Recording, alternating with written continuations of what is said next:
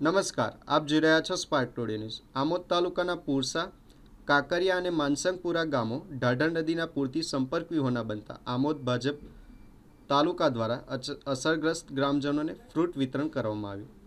માનસંગપુરા ગામમાં નદીનું પાણી ઘૂસી જતા 18 લોકોને રેસ્ક્યુ કરી કાકરિયા ગામના હોલ ખાતે સ્થળાંતર કરાયા છે, ત્યારે તાત્કાલિક ફ્રૂટ વિતરણ કરવામાં આવી છે। આમોદ તાલુકા ભાજપના કાર્યકરો, પ્રમુખ, મહામંત્રી, સરપંચ તથા જિલ્લા પંચાયતના સભ્યો, ધારાસભ્ય દેવકિશોર સ્વામીના સૂચનાથી ગામોમાં પહોંચી રાહત કામગીરી હાથ ધરી છે। હાલમાં ટ્રેક્ટર મારફતે પૂરસા, કાકરિયા અને માનસંગપુરા ગામમાં ફ્રૂટ વિતરણ ચાલી રહ્યું છે। ધારાસભ્ય દેવકિશોર સ્વામી પોતે જંબુસર અને આમોદ તાલુકાના અનેક ગામોની મુલાકાત લઈ રહ્યા છે અને ખેડૂતોને થયેલા સંભવિત નુકસાન અંગે સરકારને તાત્કાલિક પત્ર લખી વહેલી તકે વળતર ચૂકવવાની માંગણી કરી છે। આજ રોજ પૂરસા, કાંકરિયા અને માનસિંગપુરા ગામ કે જે અતિશય વરસાદને કારણે સંપર્ક વિહોણું બન્યું હતું તેને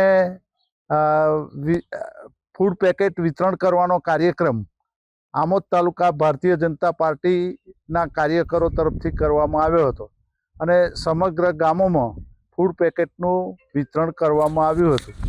આ પ્રસંગે તાલુકાના સૌ કાર્યકરો ઉત્સાહભેર હાજર રહ્યા હતા। તાલુકાના પ્રમુખ, તાલુકાના સંગઠનના હોદ્દેદારો એ ખૂબ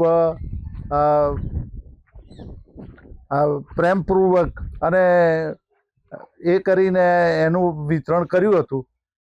તાલુકા ભારતીય જનતા પાર્ટીના કાર્યકરોનો આ બદલ ખૂબ ખૂબ આભાર।